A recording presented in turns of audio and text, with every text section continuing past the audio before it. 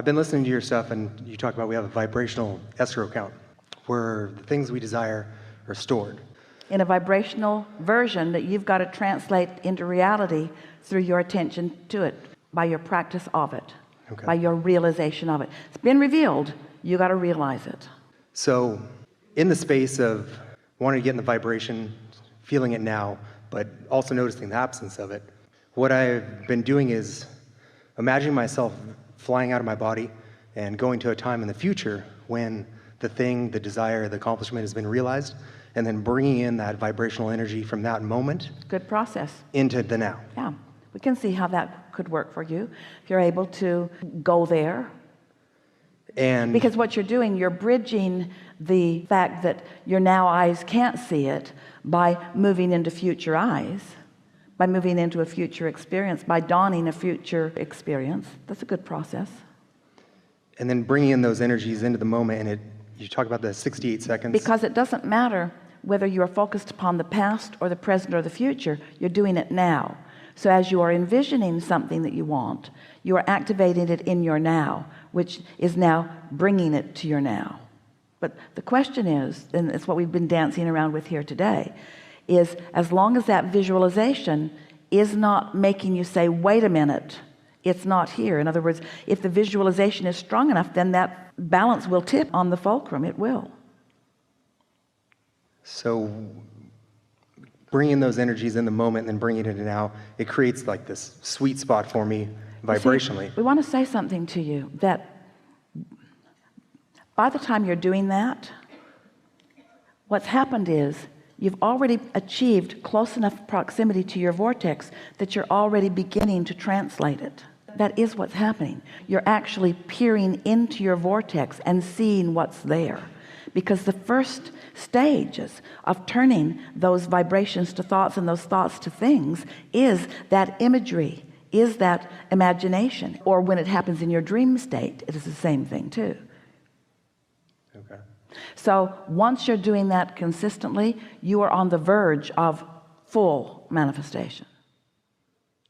So the next step would be consistency between the steps. And the consistency comes with the enjoying it. I'm enjoying the pleasure of these thoughts rather than I'm doing this to make something happen. Because when you're doing it to make it happen, what hasn't happened gets a little foothold. If you're doing it for the pleasure, then there's no resistance, there's no downside to that.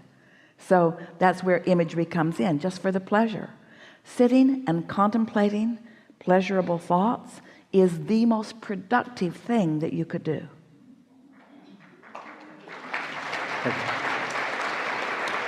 So much so that we're encouraging you to do 20% less, do 30% less, do 40% less,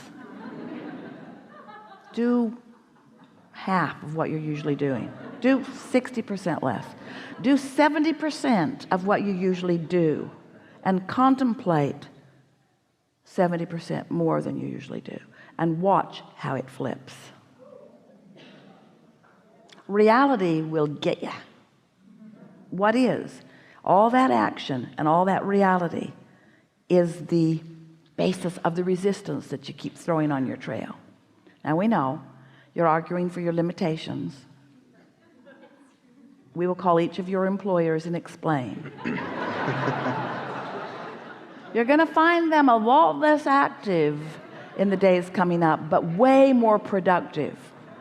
They're going to be less active and way happier. And your employer might say, I don't really care so much about their happiness. I care mostly about their productivity.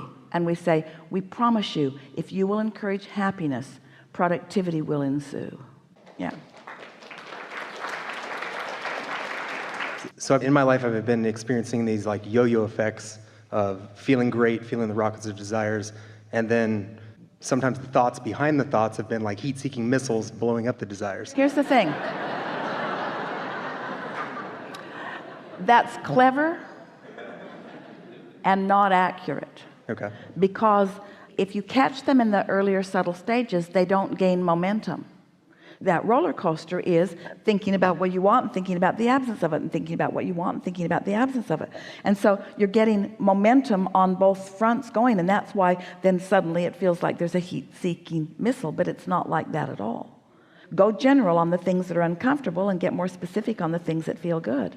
That was your encouragement as you began speaking to us. That's what that visualization is about. So do you ever find yourself visualizing what you don't want? Do you find yourself acknowledging it and talking about it and thinking about it? Because you can do that. You can get momentum going toward what you want or toward what you don't want, but you're doing all of it. Sometimes people say, sort of what you just said, it just seemed to come out of the blue, and we say it comes out of the oblivious, because while it was coming, and there was clear guidance letting you know it was coming. You just were willing to put up with it before it got really, really strong. So you just want to be more picky about how you feel, not willing to endure the emotional consequence of split energy. It is not uncommon for a deliberate creator like yourself, who has the ability to focus in very powerful ways. It's not uncommon for you to have an experience like you described, because you are a powerful focuser. So when you use your power to focus and concentrate on wanted, you get a lot of momentum going fast. And when you use it to focus on unwanted, you get a lot of momentum going fast. And that's why it's that roller coaster. But that's all right, because as long as you understand what it is, it doesn't matter, does it? As long as you know that the universe has your back, as long as you know that you get what you think about, as long as you know what your guidance system is, as long as you know there is a vortex version and you spend more time looking for the feeling of that, then it doesn't matter. Esther spent several days at Disneyland with kids and grandkids and other kids and other grandkids, and she was on more roller coasters in those days than she's been on in her whole life. It was amazing, up and down. And at first she thought, I have lost my mind. What am I doing? And then she thought, I'll feign sickness and they won't make me do it again. And then she thought, I'll just go. And then she thought, I'll just go again. And then she thought, I'll just go again. And after a while, she started to really like it, because she got used to the ups and downs. We are not encouraging you to get used to the ups and downs. Good. In other words, don't get used to that roller coaster ride, because it isn't necessary, and it slows the game. It slows it down. Something more? No. Really good. Thank you.